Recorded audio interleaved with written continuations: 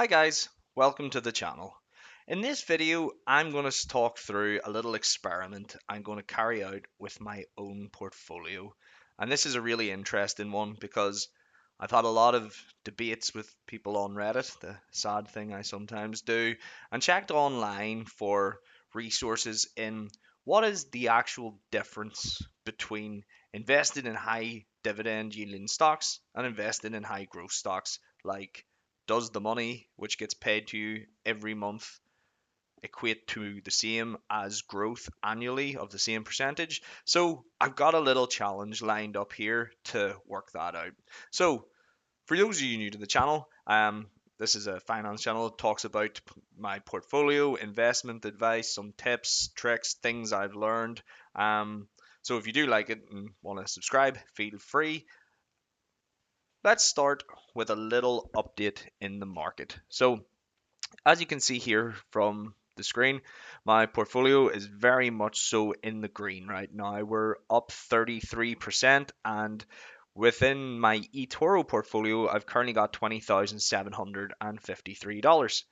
Um, if you've watched my videos before, which is highly unlikely based on nobody seems to have watched them so far, but if you have seen, you can see from some of my previous videos, I showed my dividend income on a portfolio that was up to $25,000 in value. So 5,000 more than this. And there's a few reasons for this. So, number one, I had to take some money out of my account when I was doing other financial things. That's one of the benefits of having a investing account is it's still your money. You can remove it, and you can use it for whatever you want. So I took the money out, and as I've seen my returns come in, uh, I have been gutted, knowing that the larger amount increasing by 33% probably would have meant I have much more money. And unfortunately, as I link a large proportion of my happiness sometimes to the value in this account, I'd probably be happier. But this is just the way that it goes.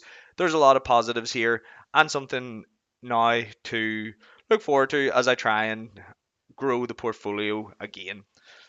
So, one other key element why I sold some of my assets and have got back down was to do with tax, the dreaded tax I have to pay. Um, I already get taxed quite heavily in work.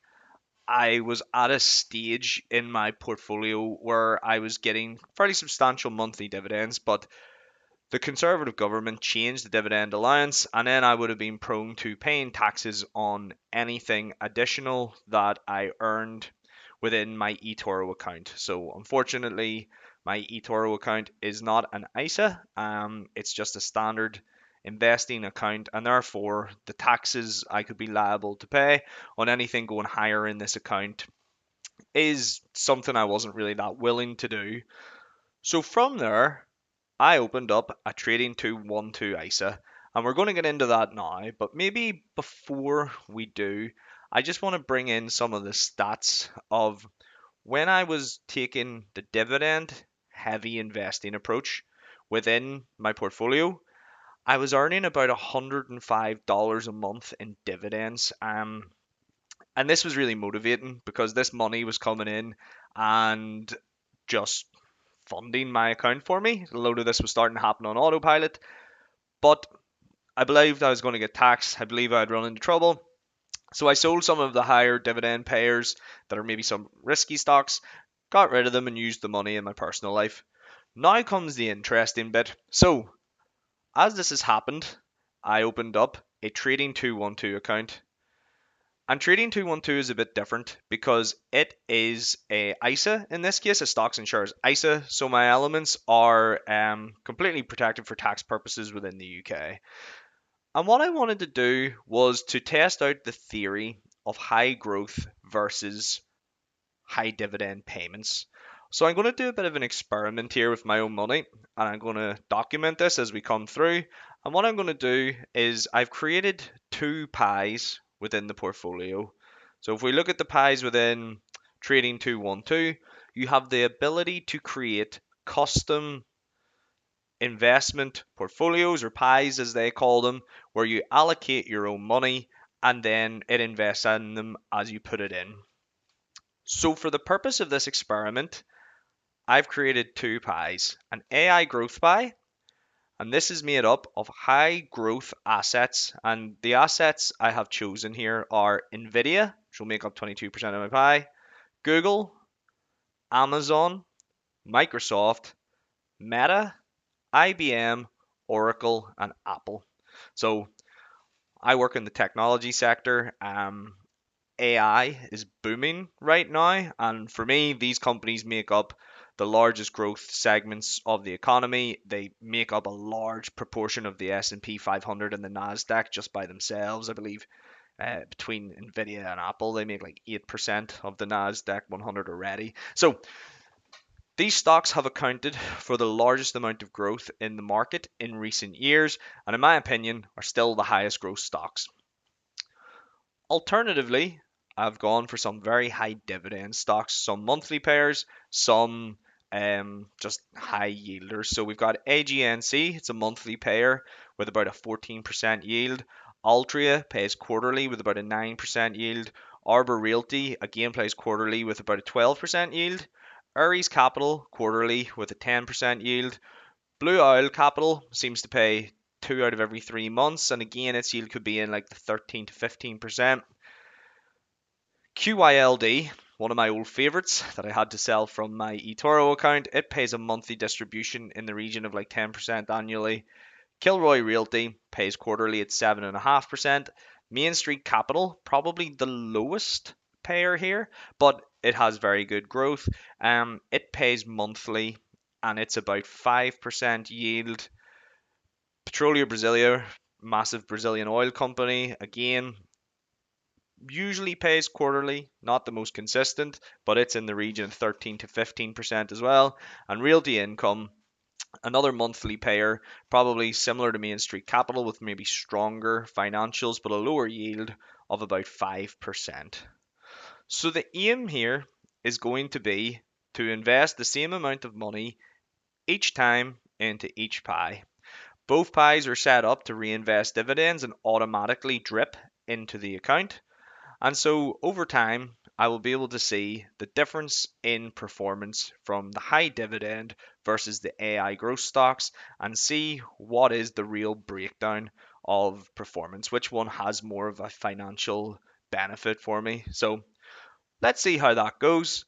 If you guys are interested in this, there will be more videos sort of showing this going through, and I'll make regular updates as to how they're performing, what's going well. Of course, if I need to rebalance anything, I can do, and potentially what I will look at doing as well, just so it's really for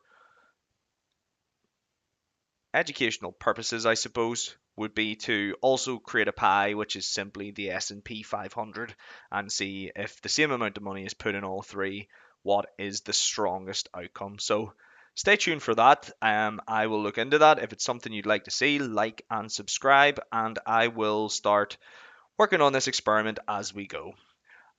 And for those of you, like I say, who are probably few in number, who have had some views of my portfolio to date, I'll give a quick update just of how my eToro portfolio is doing. So where I've sold some of the stocks and the dividends have decreased. Actually, the portfolio is doing very well. And if I look at my actual best performers, we can see that One Oak, natural gas company, is up about 58%. Oracle's up 65%. JP Morgan Chase, oh, sorry, I'll sort this. 90% for JP Morgan Chase. IBM up 55%. ExxonMobil up 49%. Apple 48%. Kilroy Realty's up 29%. Microsoft's up 28%, basically. Edison Consolidated up 26%. BlackRock 24%, S&P 500's up 22%, ironically, compared to some of my investments. Altria Group up 19%, AGNC up 15%, Ares Capital Corporation up 6%, Bitcoin, one of my losers, down 5% currently, T Rowe down 6%, Nvidia, which I recently added to just using dividends in this account, is down 7%. And Gazprom, the worst investment I ever made, is currently still sanctioned and down 95%. I can't sell it.